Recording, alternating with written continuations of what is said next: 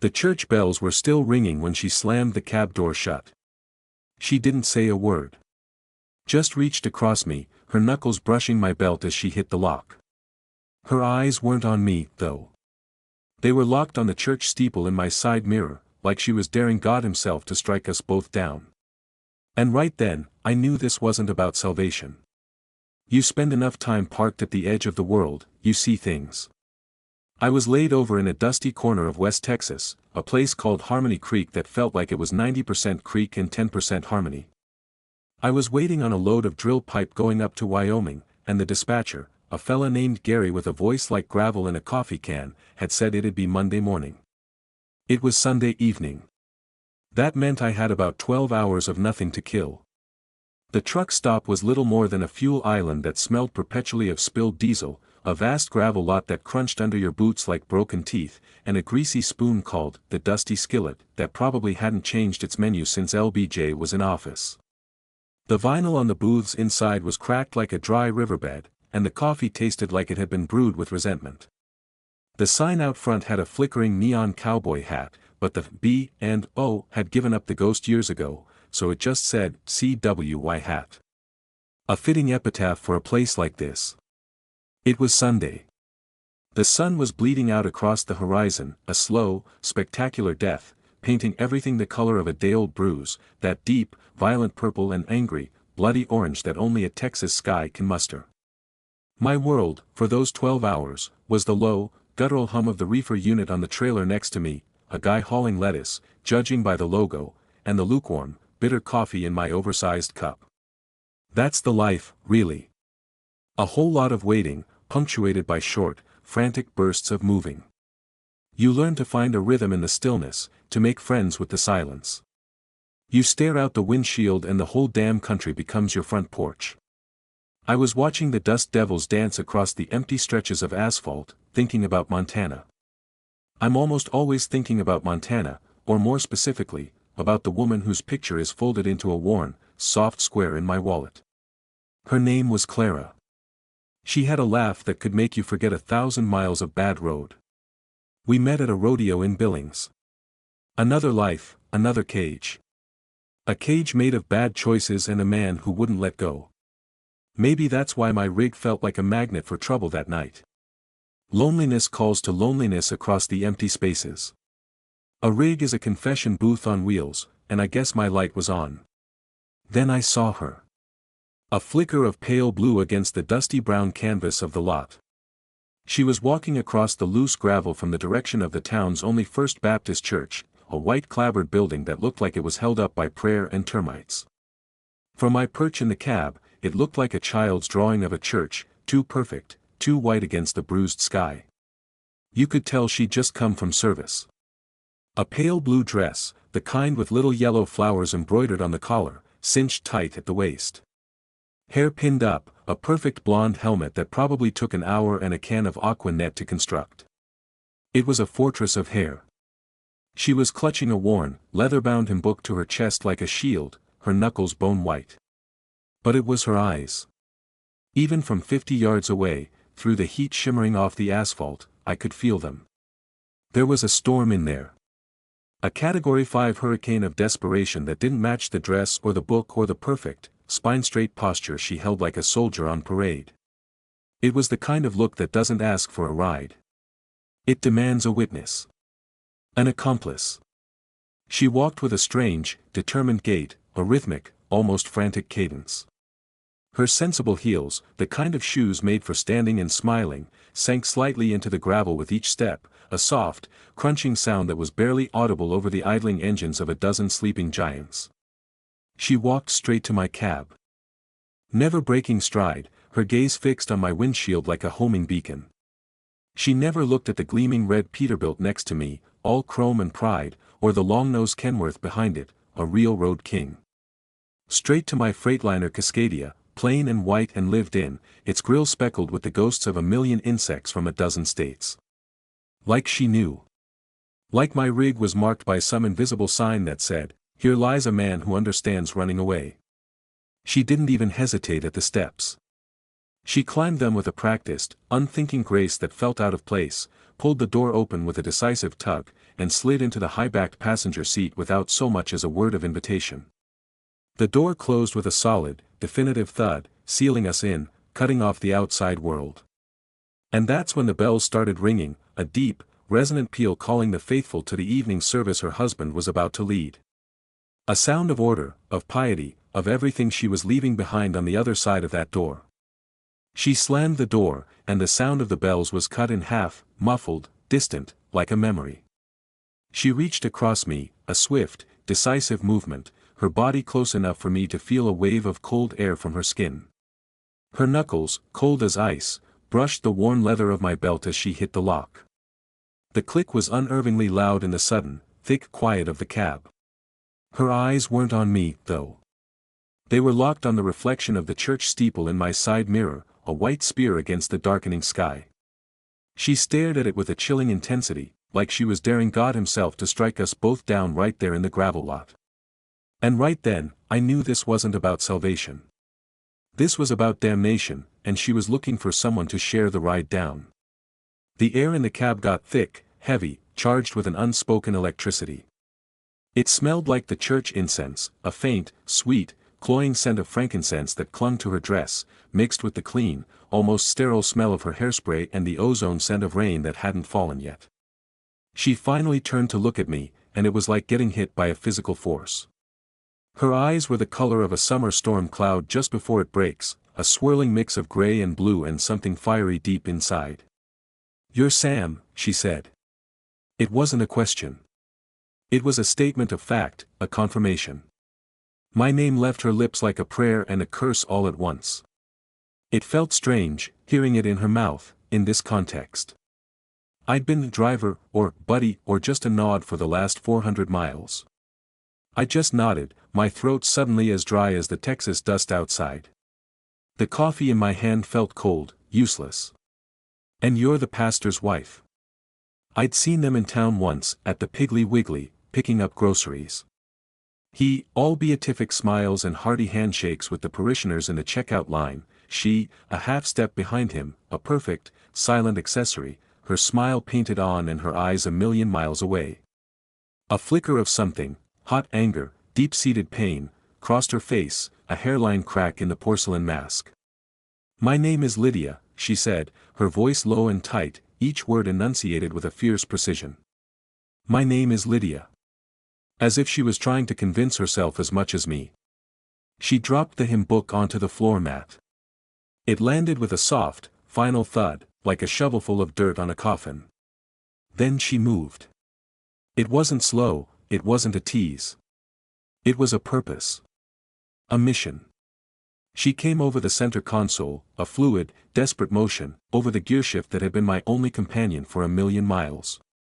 The simple fabric of her Sunday dress whispered against the worn leather of the seats, a sound of transgression.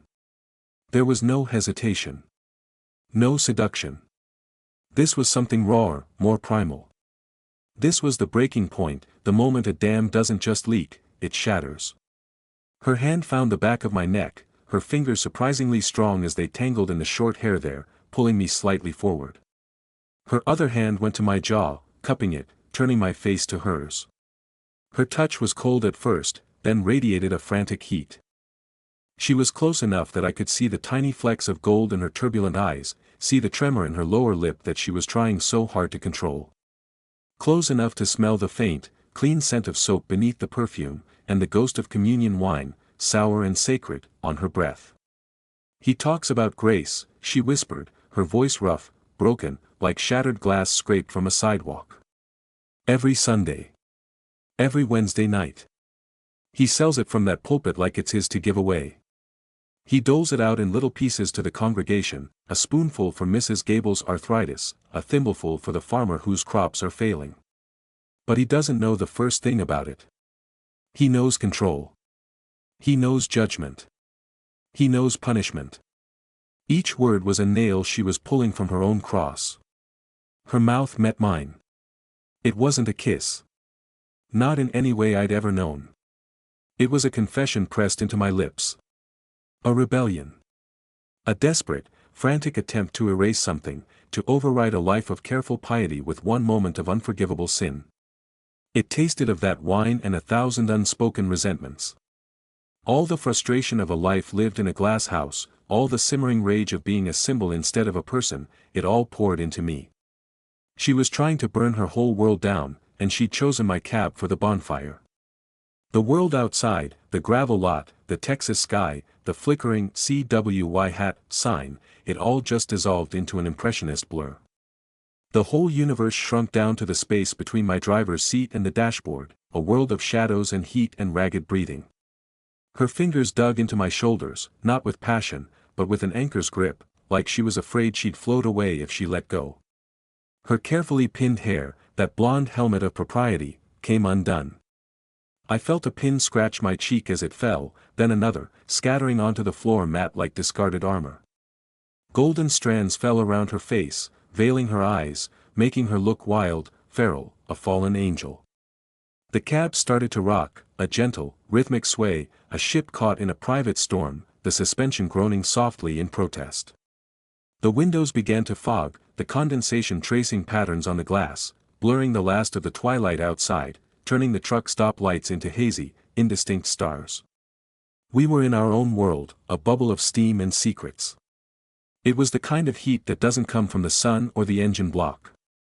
It was the kind of silence that's louder than any sermon, a roaring in your ears filled with everything that's never been said. The air grew heavy, thick with the scent of her, of sweat, of the diesel-soaked reality of my life crashing headlong into her desperate fantasy of escape. I could feel the frantic, panicked beat of her heart against my chest, a panic drum matching my own. This wasn't about pleasure. It was about erasure.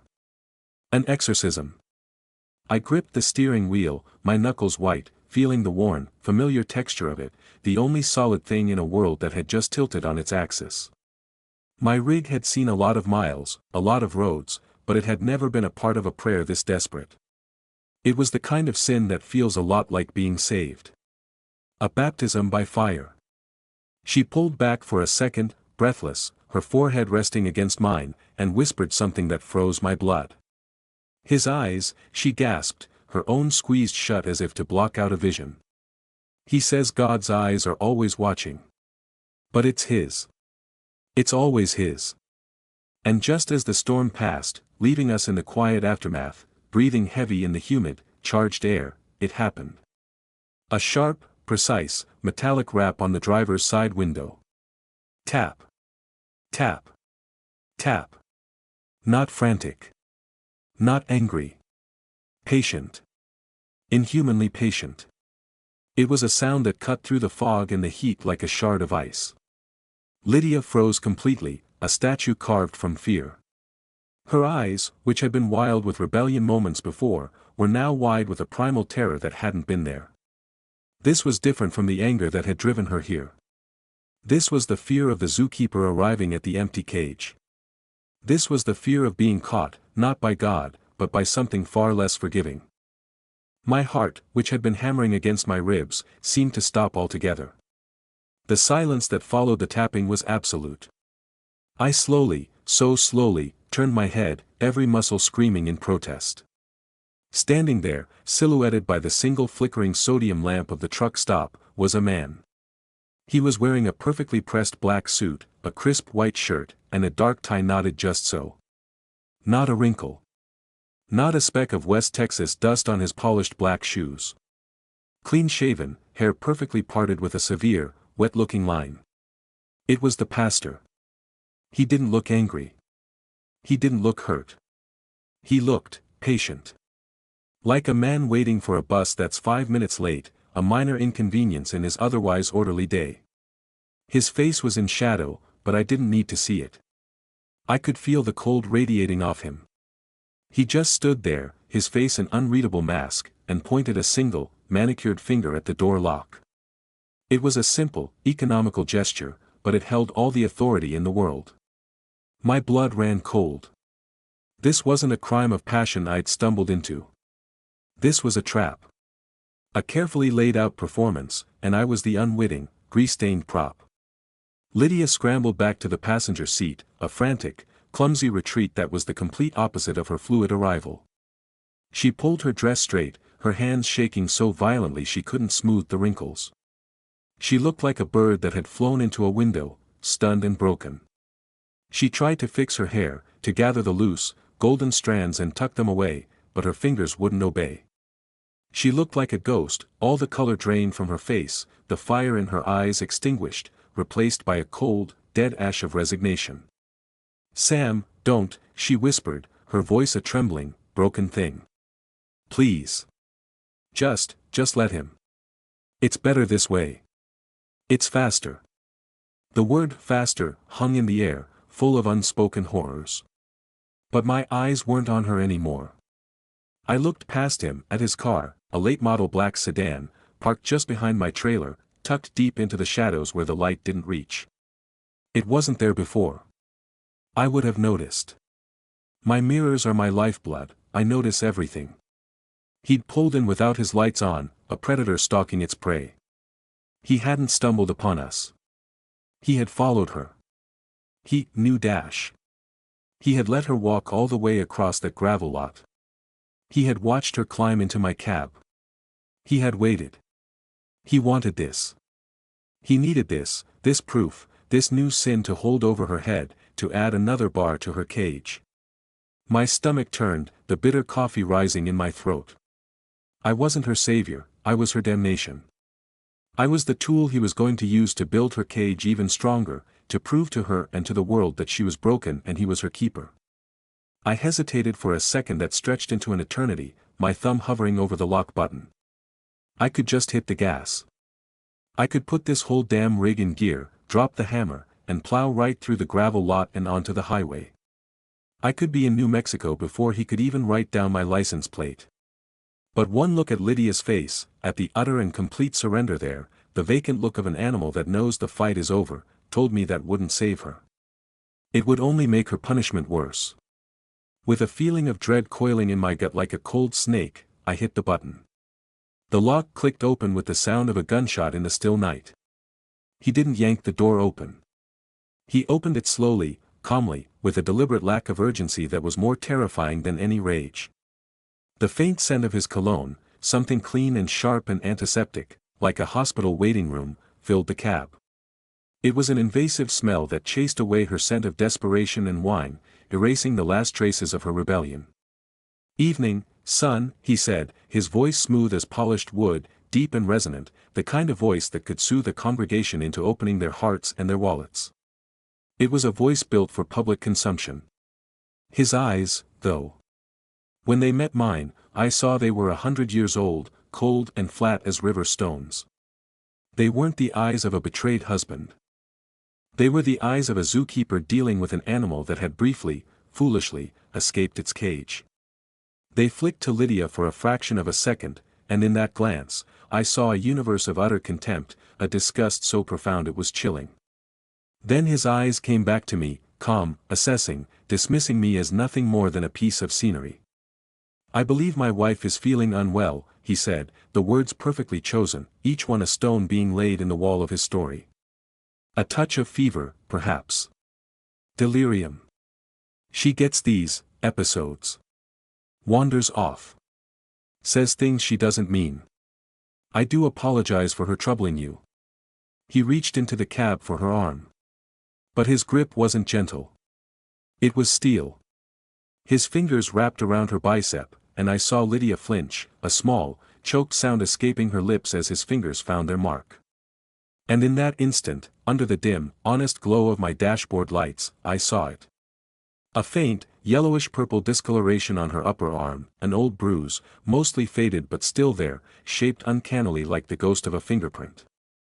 The whole damn ugly picture snapped into focus with sickening clarity. This wasn't the first time. The rebellion in her eyes wasn't just against the church or the town. It was against him. Her coming to my truck wasn't an act of lust. It was an act of desperation. A cry for help so loud she had to scream it without making a sound. She was trying to break the frame of the perfect picture he had painted. To do something so public, so unforgivable, that he'd have to let her go. But he was just folding it back into his narrative, twisting it into another chapter of his favorite story, my poor, sick, hysterical wife. He started to pull her out of the cab, his grip tightening, his knuckles white. Come on, Lydia. Time for your medicine. The way he said medicine made my skin crawl. It didn't sound like a cure, it sounded like a threat. A punishment. Something in me snapped. It was a feeling I knew well, a hot wire that runs from my gut to my fist. The scar on my jaw, the one from that bar fight in Odessa years ago when I saw a roughneck getting heavy with a waitress, started to ache, a phantom pain that only shows up when I see a certain kind of man. I hate bullies. I hate men who build cages for women and call it a home. I hate the ones who use God as a shield for their own private brand of evil. I didn't say a word to him. My eyes were locked on his, a silent declaration of war. My hand, the one that had been gripping the steering wheel so tightly, moved slowly, deliberately, to the braided cord hanging just above my head. I wrapped my fingers around the cool, greasy leather of the pull handle. He saw the movement, a flicker of confusion, then annoyance, in his cold eyes. He probably thought I was reaching for a tire iron, a weapon. In a way, I was. I gave it a long, hard pull. The air horn on a freightliner is not a polite sound. It's not a request. It's a blast of pure, compressed thunder. It's 150 decibels of industrial-grade rage. It's designed to wake up a sleeping driver in the fast lane, to tell 1,000 pounds of steel and rubber to get the hell out of the way. It's the voice of the road, and it doesn't suffer fools. The sound ripped through the quiet evening like the wrath of God himself. It wasn't just loud, it was a physical force, a wave of sound that shook my own cab and vibrated through the gravel of the lot, rattling the windows of the dusty skillet. Lights flicked on in the diner, faces pressing against the glass like pale, curious fish. A couple of other drivers, guys I'd nodded to earlier who had been sleeping in their cabs, stumbled out onto their running boards, shielding their eyes against my headlights, looking over to see what fresh hell had broken loose in this quiet corner of nowhere. The pastor flinched back violently, as if he'd been physically struck, his hands flying to his ears, his perfect composure shattered into a million pieces. The smooth mask of piety was gone, replaced by a raw, ugly grimace of shock and pain. I held it down. 5 seconds. 7. 10 solid seconds of auditory violence. I blasted his quiet, controlled little world with the sound of mine. In that moment, under the full, unblinking glare of the truck stop lights, with a half-dozen pairs of eyes on him, he wasn't a man of God retrieving his sick wife. He was just a man in a suit, manhandling a distraught woman out of a trucker's cab on a Sunday night. The story he controlled so well was suddenly not his to tell anymore. I had rewritten the headline. He let go of her arm as if she were red-hot iron. His face, when he lowered his hands, was a mask of pure, unadulterated fury. He looked at me, and his eyes promised a special kind of hell, the kind he probably preached about on Sundays with a serene smile. Then he looked at the other drivers watching, their faces curious and suspicious, their arms crossed. He was exposed. The zookeeper was on display, and the other animals were watching. With a visible, monumental effort, he smoothed his suit jacket, straightened his tie, and manufactured a tight, false smile that didn't reach his venomous eyes. He walked back to his dark sedan without another word, got in, and peeled out of the lot, spitting gravel and leaving a cloud of angry dust in his wake. Silence fell. A deep, profound silence that was heavier than the noise it replaced. The only sound was the steady, comforting idle of my engine and the hum of the reefer next door, oblivious, still keeping the lettuce cold. Lydia was still in the passenger seat, curled into a ball, her face buried in her knees. She was sobbing. Not loud, dramatic sobs, but a quiet, hopeless, gut-wrenching sound of a soul that had just gambled everything and lost. The fight, the rebellion, the fire, it had all gone out of her, doused by years of fear and a lifetime of control. I sat there for a long time, the engine rumbling beneath us, listening to her quiet grief. I didn't know what to say. "You okay?" seemed like the stupidest, most useless question in the history of the world. I reached into the little cooler I keep between the seats and pulled out a cold bottle of water. I twisted the cap off and just held it out to her, an offering. She didn't move for a minute, then her hand slowly emerged from her curled-up form and took it. Her fingers were ice cold and brushed against mine for a second.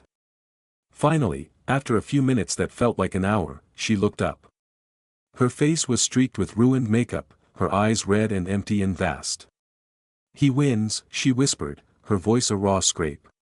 "He always wins." "He drove away tonight," I said, my own voice quiet, rougher than usual.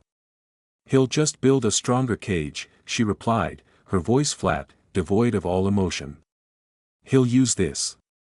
He'll tell everyone I had a breakdown, that the trucker tried to assault me, that he saved me. He's good at stories. That's his gift." She reached down, her movements slow and weary, as if every joint ached, and picked up her hymn book from the floor. She clutched it to her chest again, that leather-bound shield back in its place. She opened the passenger door, and the cool night air rushed in, smelling of dust and distant rain. She slid out. She didn't say thank you. She didn't say goodbye. She just gave me one last, hollow look, a look that said we were both trapped in our own ways. And then she started walking. Not back toward the town, not toward the church. She walked down the dark, unlit access road that led out to the interstate, a small, lonely figure in a pale blue dress, disappearing into the vast, unforgiving Texas night. I never saw her again. I sat there until my coffee was stone cold, watching the spot where she had vanished into the darkness. I found a single, golden hairpin on the floor mat when I finally cleaned out the cab a few days later, somewhere in New Mexico. I almost threw it out, but I couldn't. I tucked it into the ashtray, where it still rattles around sometimes on a rough stretch of I-80, a tiny, metallic ghost. I picked up that load of drill pipe the next morning and hammered down for Wyoming, pushing the engine hard through the night, chasing the sunrise. But for the next 2,000 miles, through the flat plains of Colorado and the high, lonely deserts of Wyoming, all I could think about was her. I wasn't just a witness. She'd made me a weapon. A big, loud, air-horn-blasting sledgehammer she'd used to try and break a lock. But I knew she was right. It probably wasn't enough. I thought about the woman in my wallet, the one from Montana. Clara. She'd been in a cage, too, a different kind. One made of broken promises and cheap whiskey and a man's bruised ego. I tried to be her key, but all I'd managed to do was get myself locked out for good, and maybe make her cage smaller. Some folks find God in a church. Others look for him at the bottom of a bottle. And some just need to feel the cab of a stranger's truck shake in a dusty parking lot, just to prove to themselves they're still alive enough to feel anything at all. I don't know if what we did was a sin. But I know what he was doing to her was. Road karma's a funny, unpredictable thing. Sometimes it's a flat tire in a snowstorm, other times it's a state trooper when you're running behind. I hope hers finds a way to pay that pastor back someday, with interest. Because out here, on the dark American road, you see it all. And you realize there are all kinds of prisons in this world. And the worst ones, the ones that are hardest to escape, are the ones you can't see. They're the ones we let people build around us, one perfectly chosen, pious word at a time.